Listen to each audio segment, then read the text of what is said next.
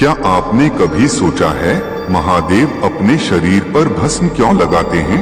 शिव पुराण में वर्णन है कि भस्म केवल राख नहीं बल्कि गहरा आध्यात्मिक रहस्य है। जब कोई जीव इस संसार से जाता है तो उसका शरीर अंत में राख ही बनता है। इसलिए शिव भस्म धारण कर हमें याद दिलाते हैं कि यह संसार नश्वर है। भस्म का लेप यह संदेश देता है कि अहंकार, धन और रूप सब क्षणिक हैं। केवल आत्मा ही शाश्वत है और वही परम सत्य है।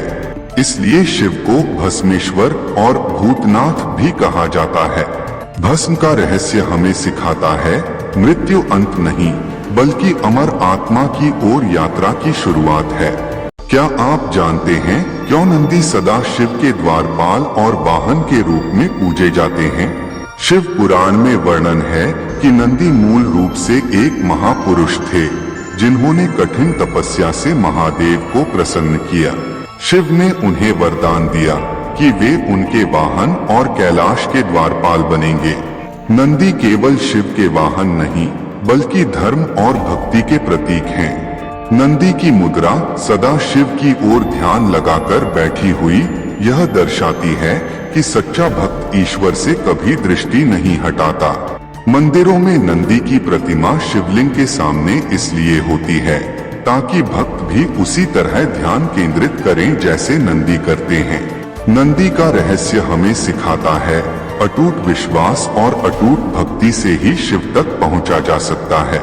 क्या आपने सुना है जब कामदेव ने शिव को विचलित करने की कोशिश की तो क्या हुआ?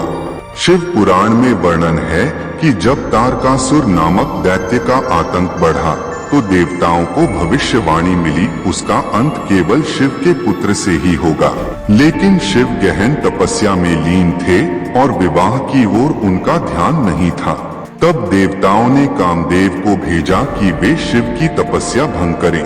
कामदेव ने अपने पुष्पबाण से शिव पर प्रहार किया, लेकिन शिव की तपस्या इतनी गहरी थी कि वे क्रोधित हो उठे और तीसरे नेत्र से अग्नि प्रकट कर दी। उस अग्नि ने कामदेव को भस्म कर दिया। तब से कामदेव को अनंत कहा जाने लगा, शरीरहीन। यह कथा हमें सिखाती है सच्ची साधना को कोई भी मोहमाया विचलित नहीं कर सकती। क्या आप जानते हैं महादेव और माता पार्वती का विवाह देवताओं और ऋषियों का सबसे भव्य उत्सव क्यों माना जाता है? शिव पुराण में वर्णन है कि माता पार्वती ने कई जन्मों की तपस्या केवल शिव को पति रूप में पाने के लिए की।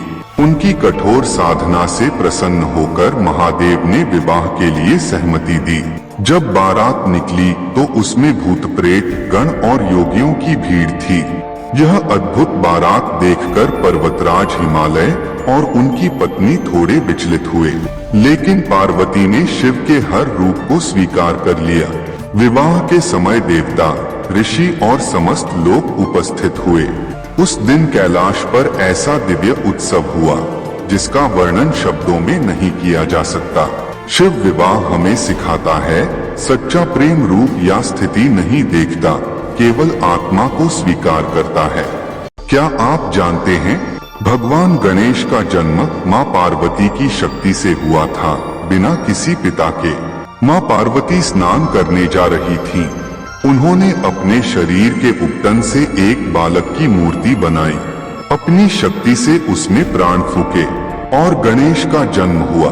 पार्वती ने आदेश दिया, जब तक मैं स्नान कर रही हूँ कोई भीतर न आए।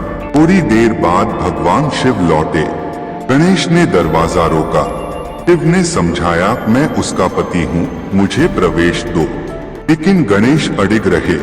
गणेश और शिव के गणों में संघर्ष हुआ। तब स्वयं महादेव ने क्रोध में गणेश का सिर काट दिया। पार्वती यह देख क्रोधित और दुखी हो उठी। उन्होंने कहा, यदि मेरे पुत्र को जीवित नहीं किया गया तो मैं संपूर्ण सृष्टि का नाश कर दूंगी। शिव ने देवताओं से कहा, उत्तर दिशा में जो पहला जीव मिले उसका सिर ले आओ। गणों को एक शिशु हाथी मिला। उसका सिर लाकर गणेश के धड़ पर स्थापित किया गया। इस प्रकार गणेश को नया जीवन मिला और वे बने विघ्नहर्ता, सबकी बाधाएं दूर करने वाले। यही कारण है कि किसी भी शुभ कार्य से पहले सबसे पहले श्री गणेश का नाम लिया जाता है। जब अमृत के साथ जहर भी निकला तब केवल एक देवता थे जिन्होंने सृष्टि को बचाया, वो थे महादेव शिव। देवताओं और दैत्यों ने अमृत पाने के लिए मिलकर समुद्र मंथन शुरू किया। मंदराचल पर्वत बना मथानी और वासुकी नाग बना रस्सी। जब मंथन शुरू हुआ तो सबसे पहले निकला कालकूट विष, इतना भयानक कि उसकी आभा मात्र से देवता और दैत्य बेहोश हो गए। पूरी सृष्टि विनाश के कगार पर थी। तब सभी देवता भागे कैलाश की ओर और बोले, हे महादेव, केवल आप ही इस विनाश से हमें बचा सकते हैं। शिव ने बिना विलंब किए वह विष अपने करों में लिया और मुस्कुराते हुए पी लिया। वह विष उनके कंठ में अटक गया, जिससे उनका गला नीला पड़ गया। उन्हें नीलकंठ कहा गया, वह जो सृष्टि की रक्षा के लिए स्वयं पीड़ा सह जाए। जिसने मृत्यु का अमृत बनाया वो है महादेव, जो दूसरों का दुख स्वयं में समा लेते हैं। जब प्रेम ने अहंकार से टक्कर ली तब जन्मी सबसे करुण कथा शिव और सती की। सती दक्ष प्रजापति की पुत्री थी और जन्म से ही भगवान शिव की अनन्य भक्त। उन्होंने कठिन तपस्या कर महादेव को अपने पति के रूप में पाया। शिव और सती का जीवन गहन प्रेम और साधना से भरा था। लेकिन सती के पिता दक्ष शिव को योगी, तांत्रिक और अयोग्य मानते थे। दिन दक्ष ने एक भव्य यज्ञ रखा और पूरे ब्रह्मांड को निमंत्रण भेजा, पर शिव को नहीं। ने कहा, वह मेरे पिता हैं, मैं अपने कर्तव्य से बाध्य हूँ, मुझे वहां जाना ही होगा। विनम्रता से मना किया, जहाँ अपमान हो वहां जाना अग्नि में चलने जैसा है। अपने पिता के प्रति सम्मान के भाव से अकेली चली गई। पर उन्होंने देखा न तो शिव का आसन था न कोई स्वागत। हाँ, जिस स्थान पर मेरे प्रभु का अपमान हुआ है वहां मेरे लिए जीना व्यर्थ है। यज्ञ अग्नि में स्वयं को समर्पित कर दिया। यह समाचार शिव तक पहुंचा। शांत योगी अब रौद्र रूप में परिवर्तित हो गए। उन्होंने वीरभद्र और भद्रकाली को उत्पन्न किया, जिन्होंने दक्ष के यज्ञ को विध्वंस कर दिया। प्रेम कभी मरता नहीं, सती का प्रेम फिर जन्मा पार्वती के रूप में।